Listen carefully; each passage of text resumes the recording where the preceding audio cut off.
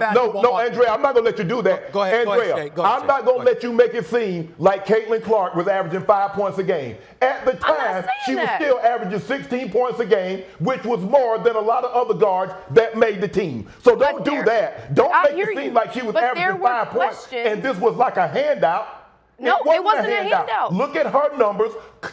Look at her numbers comparable to the other guards that were on the team. That's all I'm saying. On a recent episode of First Take, Shannon Sharpe erupted in a fiery defense of WNBA rookie sensation Caitlin Clark, challenging ESPN host Andraya Carter's take on the young star's impact and achievements.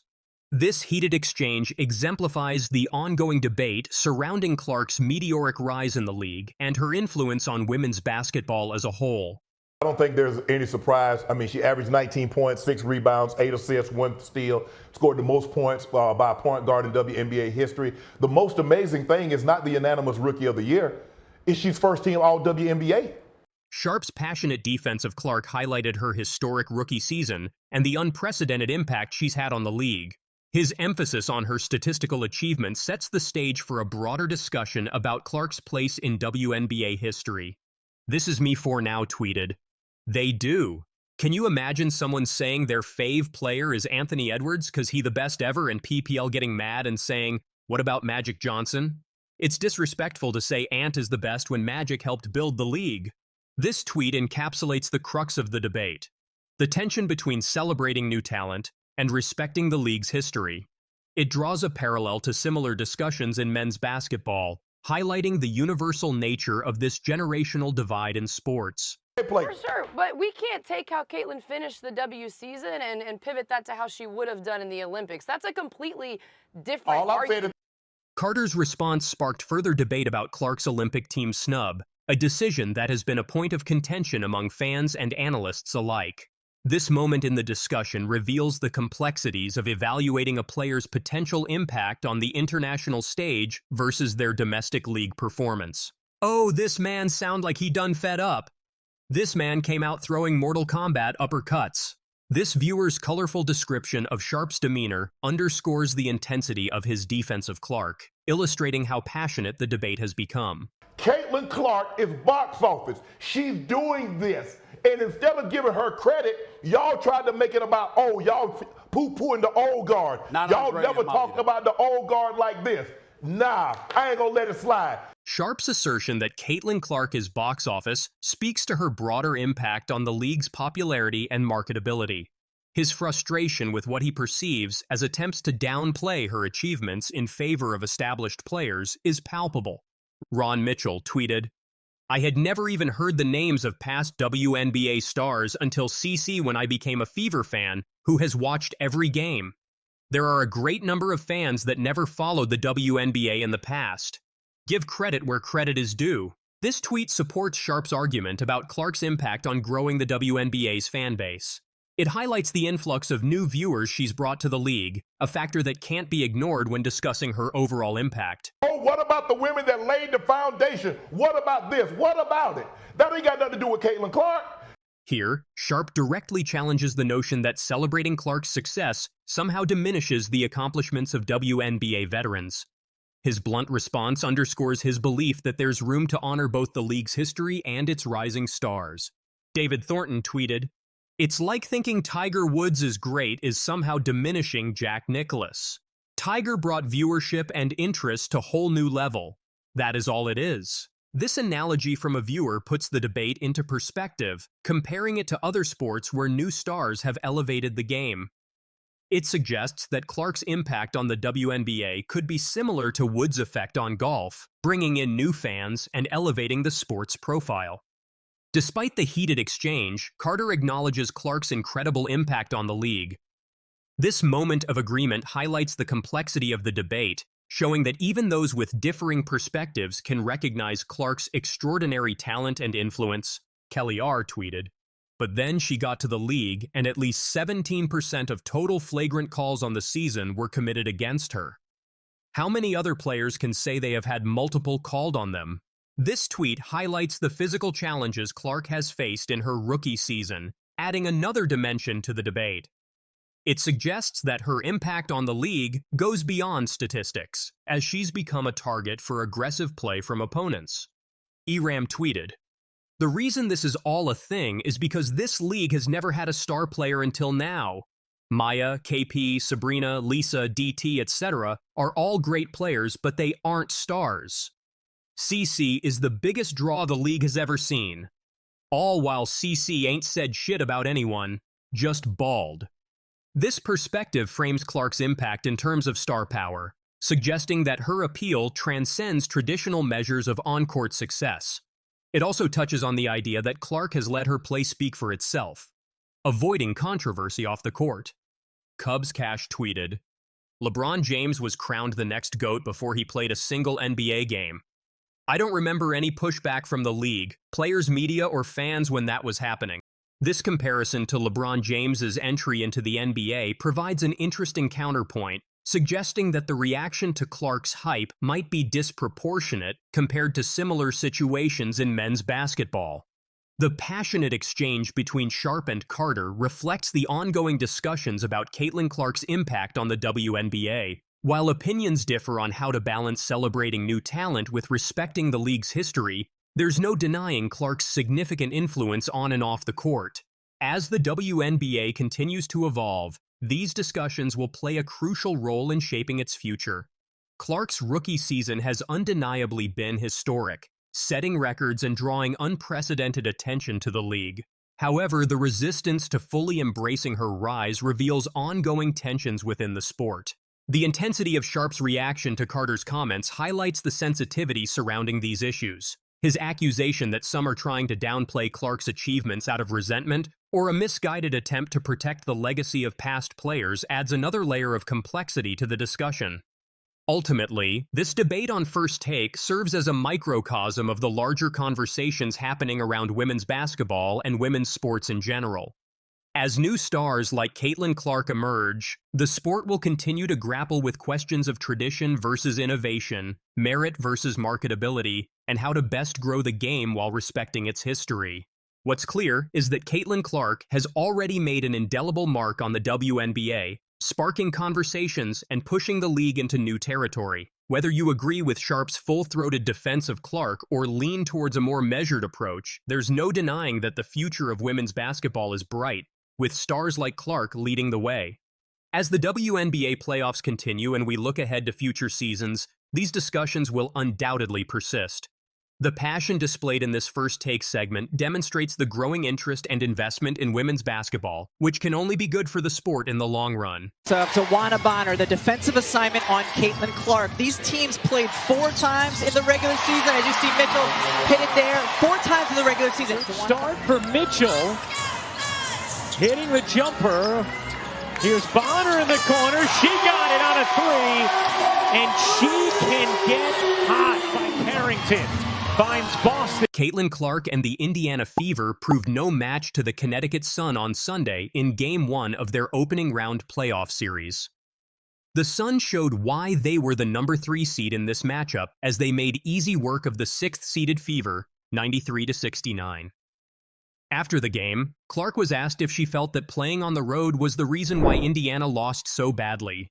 The 22-year-old herself stated before the game that she felt that the Fever did not have the best games whenever they played in the Mohegan Sun Arena in Uncasville, Connecticut. However, when asked after the loss if she felt that this was a pivotal factor in Sunday's loss, the Fever rookie sensation had a defiant response. She said, we were down 8 or something, maybe 11 going into the 4th. We had our chances. I felt like I said, we didn't play well. We didn't play to the level that we're capable of playing. And, we didn't shoot the ball like we're capable of. But even that to the side, we're capable of winning this game without making shots. Our defense could have been a little bit better. Obviously Marina gets hot and she's a really good player, but, I had a few lapses on the defensive end where, as a shooter, once you see 2 in a row go in, the basket looks huge, so you can't allow that. But like I said, we can win. It's not anything about the building. It's not about the gym. It's not about the hoops. I have all the confidence in the world in this team, and everybody in our locker room does, and I know we'll be a lot better on Wednesday. Caitlin's confidence in her team shows great leadership. She believes they can bounce back and play better next time. For her part, Clark shot poorly in her playoff debut. She finished with 11 points on 4 of 17 shooting, including 2 of 13 from beyond the arc. The newly crowned AP Rookie of the Year did add 4 rebounds, 8 assists, 3 steals, and a block to make up for her horrendous shooting, but as she said, it was far from enough. Her coach, Christy, said, I agree with what Caitlin just said. You know, like, we scored 69 points, and when we go back and watch this, I didn't really say much because I want to go back and watch and just kind of see, but I think we just, you know, these guys are going to shoot the ball a lot better on Wednesday, and that's going to make a huge difference. And, you know, the first 3 quarters we battled. I think we got rattled in the third a little bit when they started hitting they hit some shots, but then we kept making shots, and then we really, you know, that fourth quarter, we stopped scoring. And then they had some late buckets, you know, after the game was out of reach. But, you know, some things that, you know, some highlights, they had 6 offensive rebounds in the first quarter. And I think we gave up 2 the rest of the game. You know, we just got to find those positives. We had 23 assists on 27 baskets. And I'm pretty sure, like Caitlin said, when we go back and look, you know, there were some wide open shots that would have given us even more assists right there. So, you know, whatever matchup they come with, I still think we had some good looks. We just have to do a better job of that 50 points in the paint. I agree with Coach Christy. Focusing on the positives and their good shots will help Caitlin and the team do better in the next game. Let's see what Ari Chambers said about Caitlin's performance. And Caitlin Clark and the pressure. There's a whole team of people that is feeling the pressure because all the eyes are on them. But the Connecticut Sun is hungry. They're physical. They've been here before. They have veteran leadership that can really, really infiltrate the entire team. Their shooting is going well. Their defense is great. Connecticut Sun is so well-rounded. Whereas Indiana, yes, they've been clicking lately. They've been trending up. But this is a new ball game, a new atmosphere when you enter the playoffs. All right, so despite being named AP Rookie of the Year earlier today, Cece wasn't playing like her usual self against the Sun. Here's what she had to say post-game. We were right there, and I felt like we just played a crappy game. Like, the flow of the game was really bad. I don't know if that was the referee, and that was probably partly us because we struggled to get stops at times, but also, like, the clock getting messed up. It was just one thing after the next, but we can win. It's not anything about the building. It's not about the gym. It's not about the hoops. Like, I have all the confidence in the world in this team, and everybody in our locker room does, and I know we'll be a lot better on Wednesday. Final game of the day. What a day it has been in the WNBA. We have the 5 seed Seattle taking on the Las Vegas Aces, seeking their three-peat. What do you want to see in this matchup, Ari? I want to see how Jewel Lloyd shows up. We know all season she's been kind of struggling offensively when it comes to Jewel Lloyd's standard. But also how they're going to compensate for Ezi Magbegor not being in the game. And so I don't think the pressure is too much for Caitlin Clark, Ari. She's repeatedly proven that she can handle tough situations. And while the Connecticut Sun has experience, Caitlin's talent and determination can help elevate her team. The Fever may be new to the playoffs, but with her leadership, they can surprise everyone and compete at a high level in future. Despite the nature of the blowout, Clark remains adamant that the Fever are capable of winning in Connecticut. They have no other choice but to do so in Wednesday's do-or-die showdown. A loss means the end of the road for Indiana, while a win will force a winner-take-all Game 3 clash at the Gainbridge Fieldhouse in Indianapolis. Even after a tough loss, Caitlin Clark's belief in her team's abilities is impressive. Despite her shooting problems, she thinks they can improve in the next game. The Fever's determination will be important in their must-win match on Wednesday. And that ball's hit to the shortstop. Rojas throws it over to first base, and that's not going to be enough. That's an infield single by Contreras. Turner, my bad. We're in the bottom of the fourth. We got a score of 1-0 to the Phillies. Runner on first, no outs. This brings someone to the plate. One time, I think we're right now. As the Indiana Fever get ready for their first playoff series, taking on the favored Connecticut Sun in a much-anticipated matchup in the first round of the WNBA postseason, Clark tried her hand at something new. Caitlin Clark is good at many things, most notably shooting, passing, and drawing an unprecedented amount of fans to basketball games. But can she call baseball games? The answer to the question that absolutely no one was asking arrived Friday via the TikTok account of Clark's Indiana Fever teammate, Lexi Hull. And here comes the 0-1 pitch. And a little outside. There you go. A little outside. I like it though. Nola's on the mound tonight. And his Skechers, red Skechers he's wearing. Swings a chopper right down the first baseline. Harper fields it in, and that's an out. That's one out. And Runner. Runner advances to second. And a swing and a miss for the second strikeout of the inning. Nola gets out of it after the lead runner gets on.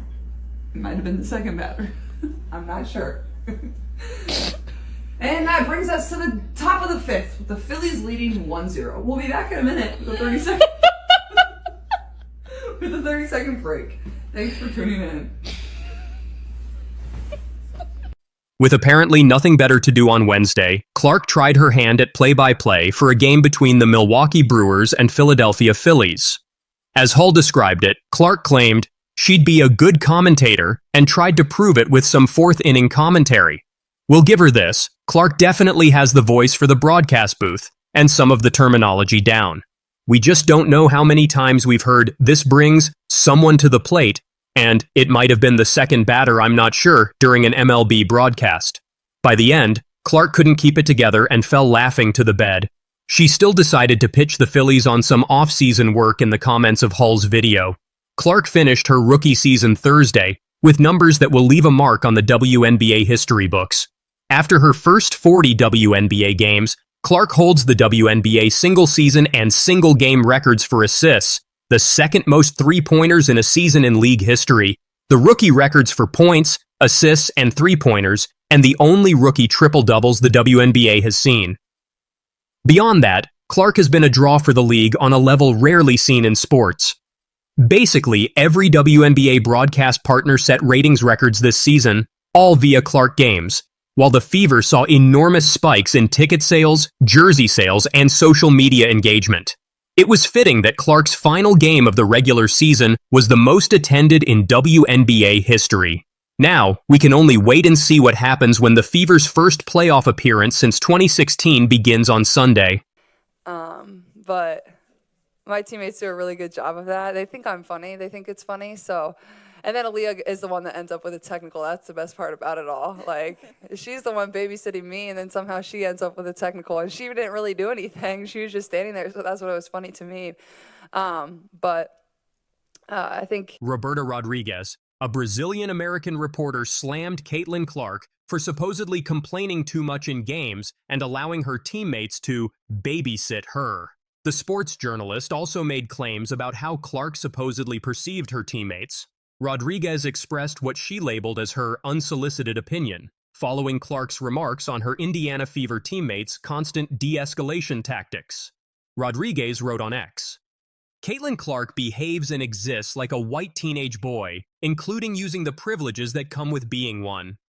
It may be all giggles among the teammates for now, but getting your mostly black teammates to babysit you and finding it funny, especially when they start getting texts themselves as a result of your actions, has a really bad ring to it," she added. She is surely cool about being de-escalated, but had things to say about being fouled. She sees players being destroyed in her name and doesn't do anything about it.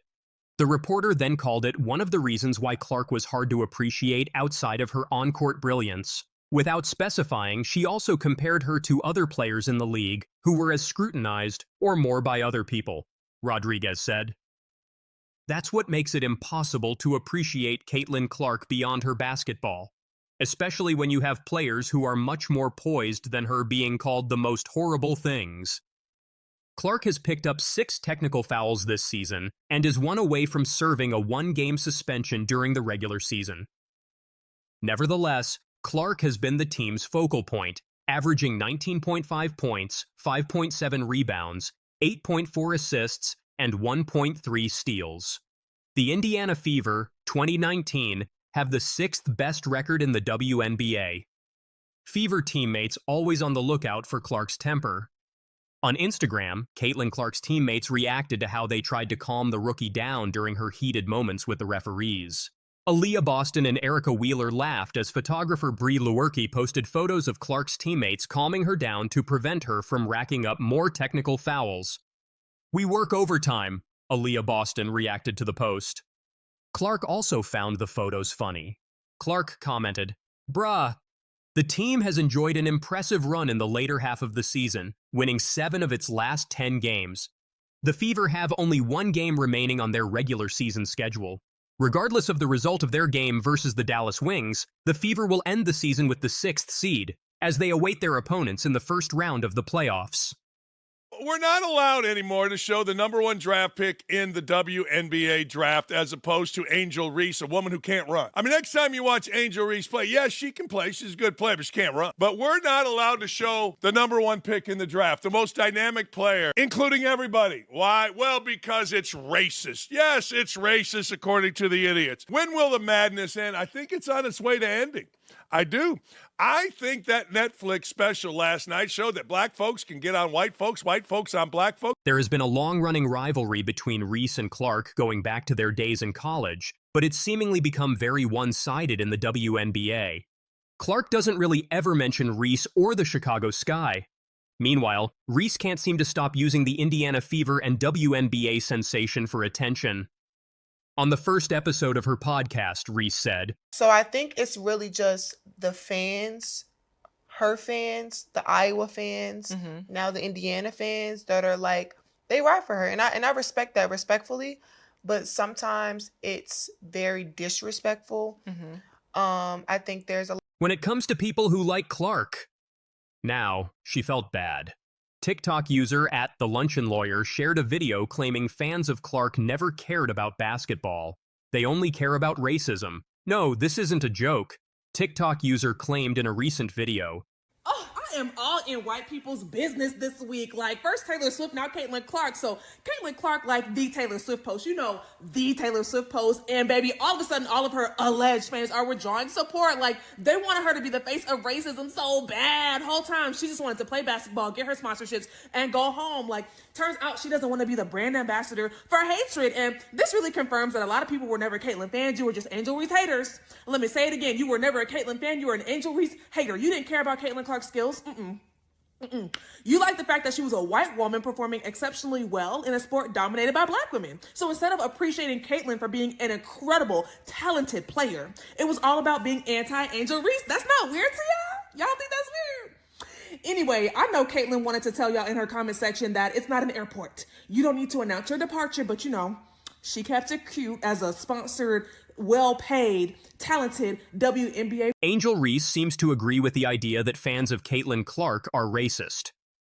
A gross attack on people who simply like enjoying watching Caitlin Clark play basketball. Was that Reese's response? Nope. Instead of ignoring the post, she showed full support for it and wrote in the comments, "You left no crumbs." That's slang for saying someone nailed it. This is nothing short of disgusting behavior. If Angel Reese wanted to set an example, she would have denounced the video. Instead, she hopped into the comments and showed overwhelming support for a post claiming Clark's fans just wanted her to be the face of racism so bad.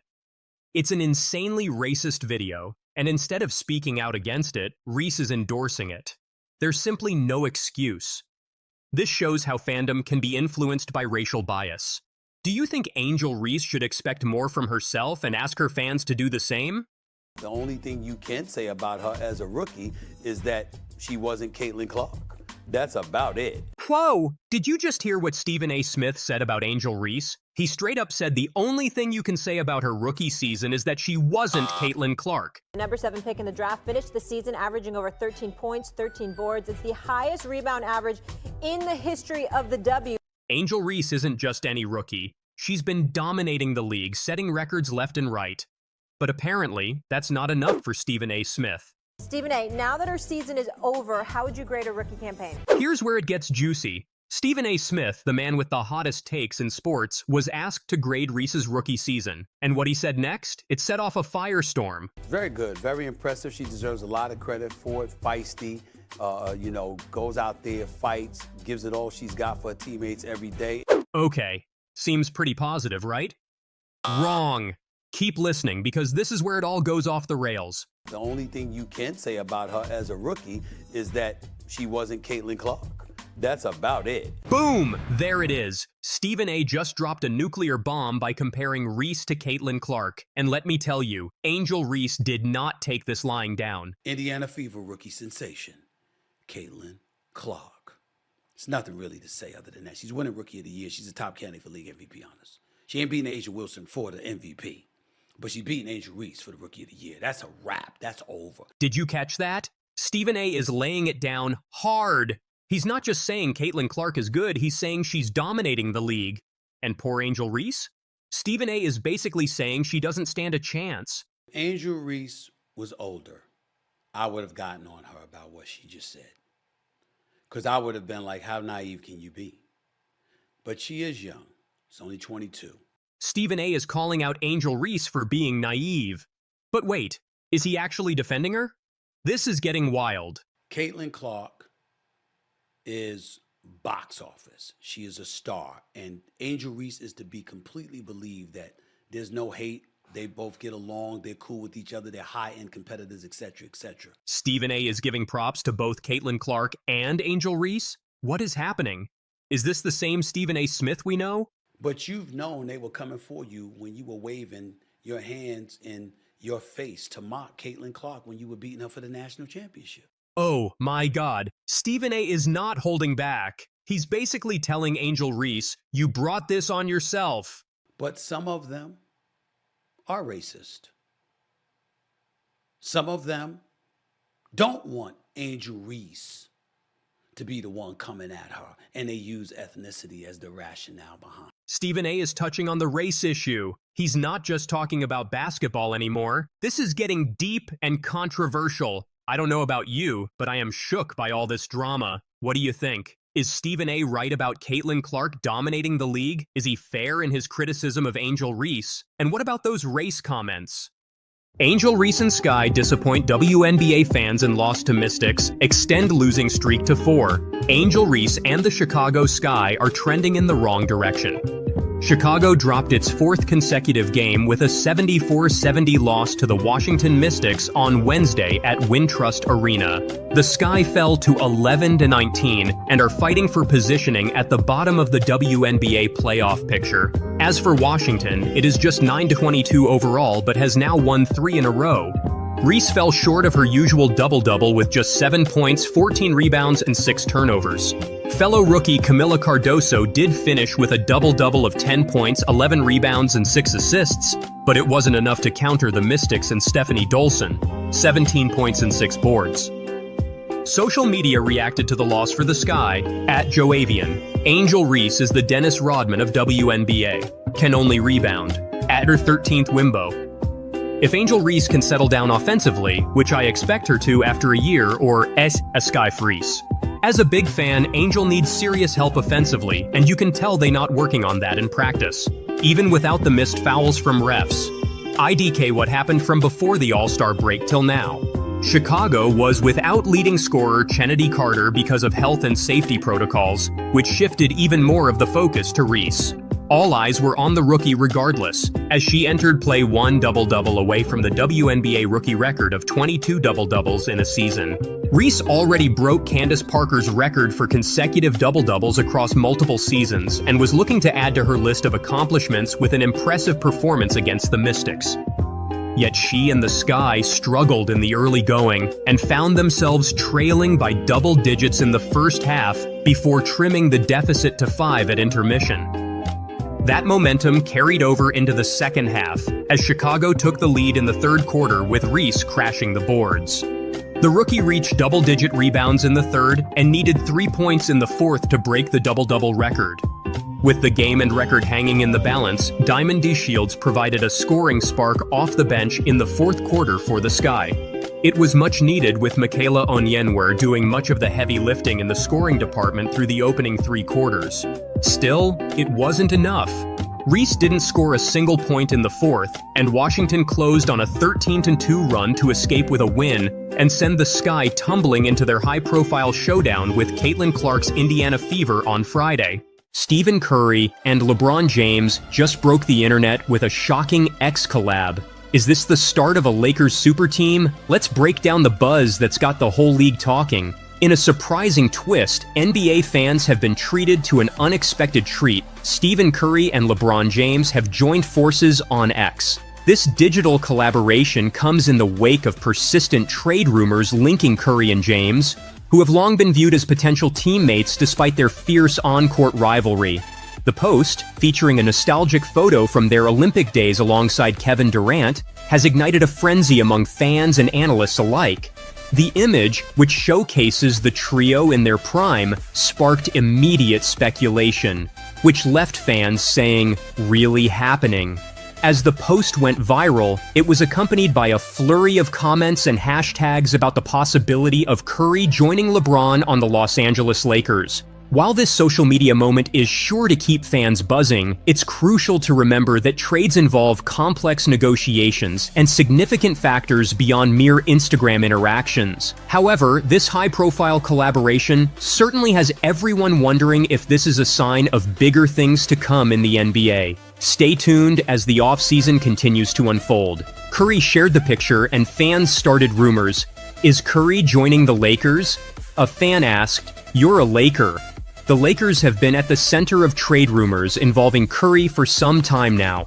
With the team in need of a dynamic playmaker to complement LeBron James, Curry's name has frequently surfaced in trade discussions. The fact that Curry and LeBron chose to collaborate on this X post has only intensified these rumors, leading many to wonder if this is more than just a nostalgic gesture. The intrigue surrounding Curry's potential move to the Lakers is heightened by the current offseason atmosphere. With numerous high-profile trades and signings expected, Curry's collaboration with LeBron James has added an extra layer of speculation. Fans and analysts alike are poring over every detail, trying to decipher whether this social media moment could signal a significant shift in the NBA landscape. What is the rumor of Curry and Lakers? The rumor linking Stephen Curry to the Los Angeles Lakers has generated significant buzz due to several factors. The Lakers are in search of a dynamic point guard to complement LeBron James, and Curry, known for his exceptional shooting and playmaking, fits the bill perfectly. With Curry under contract with the Golden State Warriors until 2026, speculation often arises around high-profile trades, especially when teams like the Lakers are involved. Now Curry, who removed "guard for the Warriors" from his bio and changed his Instagram profile picture, has sparked chatter among NBA fans and analysts, particularly in light of ongoing rumors linking Curry to a potential trade to the Los Angeles Lakers.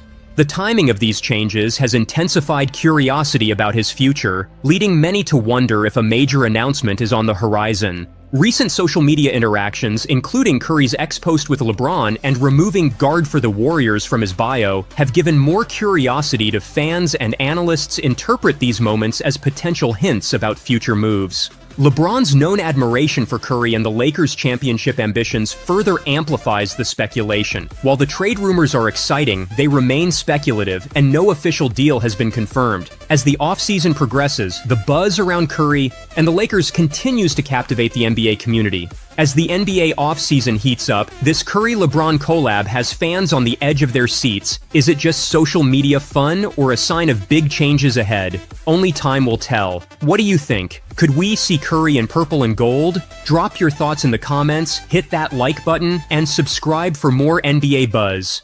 The king has spoken, and he's left the NBA world stunned. LeBron James, the basketball GOAT from Akron, just dropped a bombshell that's sending shockwaves through the sports media landscape. With one simple social media update, King James has crushed years of accusations and silenced his biggest critics. For years, talking heads like Skip Bayless and Stephen A. Smith have been painting LeBron as a jealous, resentful superstar. They've claimed he's threatened by the success of Stephen Curry and Kevin Durant.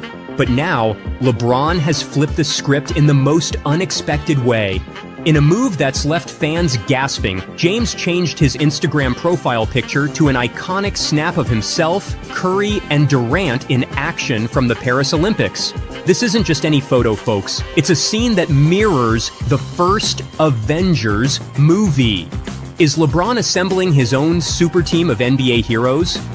One fan raved on Twitter, "LeBron just ended a decade of hate with one pick," while another exclaimed, "Skip and Stephen A are shaking right now." But let's rewind and look at the shocking accusations these analysts have been throwing at King James for years. Skip Bayless, the self-proclaimed LeBron's biggest critic, has been relentless in his attacks. After the Paris Olympics, where LeBron dominated with averages of 14.2 PPG, 8.2 RPG, and 10.2 assists, Bayless had the audacity to say, "Man, poor LeBron James. Steph Curry just shot him right in the heart, just stole the MVP right out from under poor LeBron." Can you believe the disrespect? Bayless deliberately ignored LeBron's monumental performance to push his anti-James agenda. This is the perfect stage for LeBron James to have a huge game. But wait, it gets worse. Stephen A. Smith, a self-proclaimed Michael Jordan stan, has been on a mission to tear down LeBron's legacy. He's repeatedly called James sensitive towards Curry and Durant's success. In a shocking statement, Smith even said, "When we talk about how great they were as players, well, LeBron had to go to Miami to get the title. And then LeBron went back to Cleveland to join Kyrie Irving and get Kevin Love from Minnesota in order to win in Cleveland. And LeBron had to get Anthony Davis to get to LA before he won the title in LA. Jordan stayed, Steph Curry stayed. Is Smith forgetting that basketball is a team sport? Or is he just desperate to keep his idol Jordan on top? But here's the real kicker. Despite years of these analysts pushing the narrative of a jealous LeBron, the King has always shown nothing but love for his fellow superstars. Remember when he admitted to being in awe of Durant's scoring ability? In a 2014 interview, LeBron said, "I get jealous sometimes when I look over at KD and he's like 16 for 32 from the field and then 14 for 34. I'm not much of a forced shot guy. But there are games where I have it going, and then at the end of the game, I'm like, damn, I shot just 12 for 16? That's not jealousy, folks. That's respect and admiration for a fellow great. And now, with this epic Instagram update, LeBron has shattered the false narrative once and for all. By showcasing himself alongside Curry and Durant, he's sending a clear message. There's no jealousy here, only mutual respect and camaraderie among NBA legends. One sports psychologist exclusively told us, this move by LeBron is a masterclass in emotional intelligence. He's not just refuting the accusations, he's transcending them. It's a power move that shows he's above the petty rivalries others try to create. Fans are going wild over this development. The hashtag LeBronUnitesNBA is trending worldwide, with supporters and critics alike weighing in on this groundbreaking moment. One fan tweeted, "LeBron just ended Skip and Stephen A's careers with one pick," while another posted, "This is why LeBron is the GOAT on and off the court." But the burning question remains, how will Bayless and Smith respond to this epic shutdown? Will they finally admit they were wrong about LeBron, or will they find new ways to spin this against the King? One thing's for sure, this story is far from over. As the NBA season approaches, all eyes will be on LeBron, Curry, and Durant to see if this social media bromance translates to the court.